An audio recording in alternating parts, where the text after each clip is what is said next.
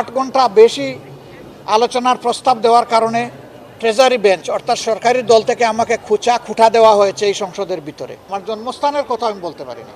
আপনারা দেখেছেন স্পিকার মহোদয় আমাকে প্রশ্ন করেছেন, মাননীয় বিরোধী দলীয় নেতা আপনি আর কতক্ষণ বক্তব্য রাখবেন?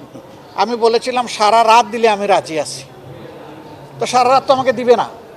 এরপরে বলেছি 4 ঘন্টা দিলেও রাজি, 2.5 ঘন্টা দিলেও রাজি। তিনি বলছেন না আপনি একটা যৌক্তিক সময় নেন। আমি বলেছি যে আমি যুক্তি দিয়েই যৌক্তিক সময় নেব। যখন এই অধিবেশনের সময় নির্ধারণ করা হয়, সরকারি দলের প্রতিনিধিরা বলেছিলেন 42 ঘন্টা, আমি বলেছিলাম 50 ঘন্টা। পরে ওইটাই ঠিক হয়েছিল যে 50 ঘন্টা আলোচনা হবে। তো আমি বলেছিলাম যে 8 ঘন্টা বেশি আলোচনার প্রস্তাব দেওয়ার কারণে ট্রেজারি বেঞ্চ অর্থাৎ সরকারি দল থেকে আমাকে খুঁটা দেওয়া হয়েছে এই সংসদের ভিতরে।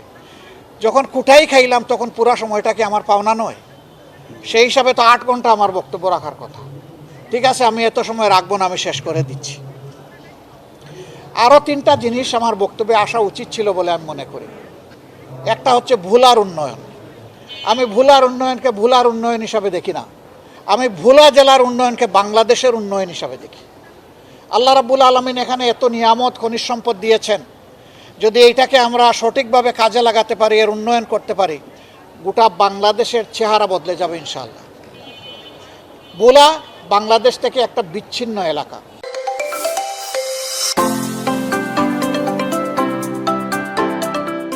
ভোলার সাথে আমাদের কোনো রোড যোগাযোগ নেই, একমাত্র যোগাযোগ ব্যবস্থা হচ্ছে জলপথ।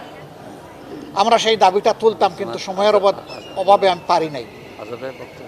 আমার এরপরের বক্তব্যটা হতো সাতক্ষীরা, যশোর এবং খুলনার মানুষের জন্য। আইলার আঘাতের পরে সেই এলাকায় বিশাল একটা এলাকা জুড়ে জলাবদ্ধতা 12 মাস। সেখানে কৃষক কোনো ফসল ফলাতে পারে না। ফসলি জমিগুলো নষ্ট হয়ে হাজার হাজার নয় লাখো একর জমি নষ্ট হয়ে পড়ে আছে। আমি ওই কথাটাও বলতে পারি নাই। আপনাদের কথা আমার হৃদয় জুড়ে এত বেশি দখল করে নিয়েছিল যে এইটা বলতে গিয়ে আমি বাকি সব বলতে পারি নাই। আমি আরও বলতাম, আমার জন্মস্থান সিলেট, সেখানে একটা মহাসড়কে হাত দেওয়া হয়েছে। সম্ভবত নূহ আলাইহিস সালামের বন্যার পরে হাত দেওয়া হয়েছে। মনে হচ্ছে এটা কিয়ামত পর্যন্ত চলতে থাকবে, এটা শেষ হবে না।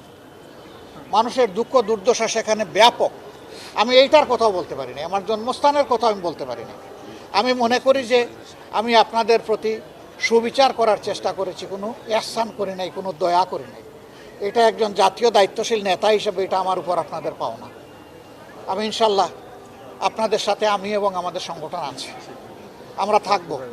এই অঞ্চলের উন্নয়নের জন্য আমরা বলেছিলাম যে কৃষির রাজধানী হিসেবে এটাকে ঘোষণা করব। এবং এটা কথার কথা নয়, মুখের কথা নয়, বাস্তবেই কৃষির রাজধানী হিসেবে এটাকে রূপান্তর করার জন্য যত কর্মসূচি নেওয়া দরকার রাষ্ট্র সব কর্মসূচি নেবে। হয় রাষ্ট্রীয় উদ্যোগে হবে, না হয় বেসরকারি উদ্যোগে হবে, না হয় যৌথ উদ্যোগে হবে, হয় দেশীয় উদ্যোগে হবে, না হয় আন্তর্জাতিক উদ্যোগে হবে। কিন্তু এর চেহারা বদলাবে ইনশাআল্লাহ। সেই পরিকল্পনা ইনশাআল্লাহ এখনও আমরা অন্তরে ধারণ করি।